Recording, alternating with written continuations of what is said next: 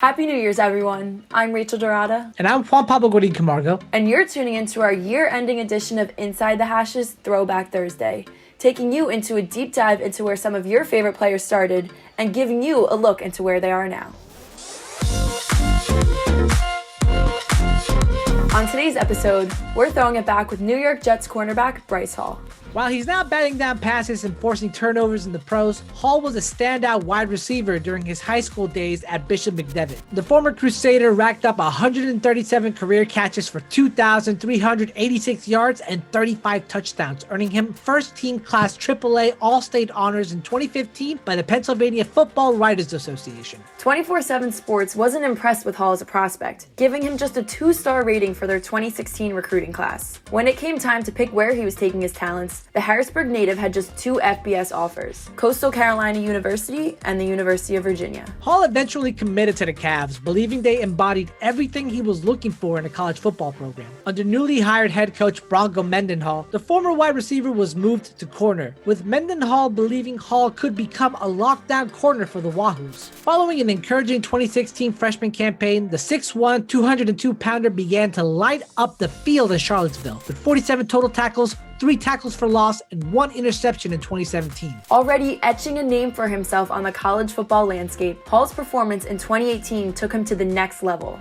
The junior led the nation in batted down passes with 21, as well as 62 total tackles, 3.5 for loss, and 2 interceptions. Hall was projected to be a day 1 or day 2 pick had he decided to declare for the NFL draft right then and there. However, he decided to stay on for his senior season with UVA, aiming to bring Charlottesville their first chip since 1995. During a 2019 interview with Inside the Hashes, Hall broke down his decision to stay an extra year and how his experience as a receiver helped him turn into a lockdown corner for the Wahoos. A lot of times, it seems like you're running the route for the wide receiver. How much of that do you attribute to film study, like you kind of already said? And also, I know you were a great wide receiver at Bishop McDevitt as well. So how have those two things kind of molded into that skill specifically? I think 85 to 90% is in my preparation studies, and it comes from my experience.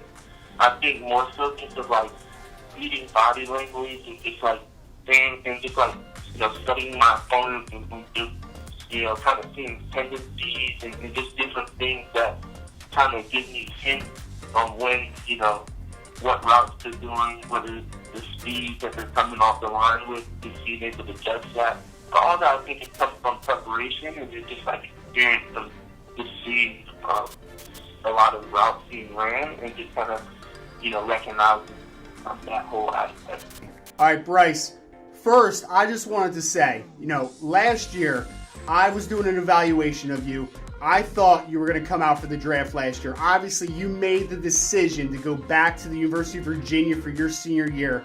So I have to ask you, what were the key components of the decision for you, and why did you ultimately decide to return to Virginia for your senior year? But ultimately, I think the reason I came back was I felt like I had fun this program before I left. Because, we learned to deal with the type of spotlight on me to an extent and living up to that expectation, dealing with expectations and different things I'm just learning and just getting so much experience on and just learning how to be organized with my time and just all these little things that are really effective for me, I think, before moving on to that next level.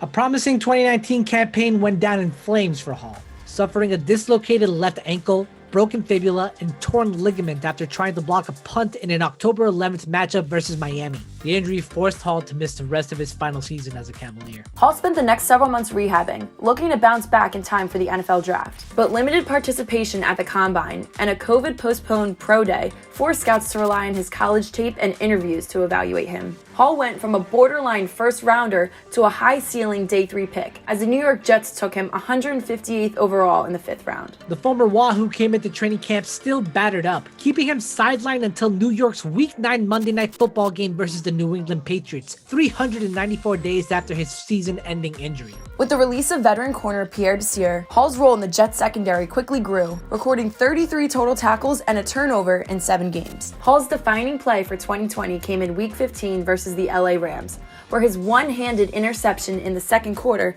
set up a lead-extending field goal 5 plays later, helping the Jets escape SoFi Stadium with a narrow 23-20 win, their first of the season. The Jets will look to close out the 2020 regular season with a trip to Foxborough for an AFC East rematch with the Pats, where they'll look to pick up their 3rd win of the year against Superman and the Hoodie. This has been Inside the Hashes Throwback Thursday. I'm Rachel Dorada. And I'm Juan Pablo Winning Camargo. We'll see you next year, football fans.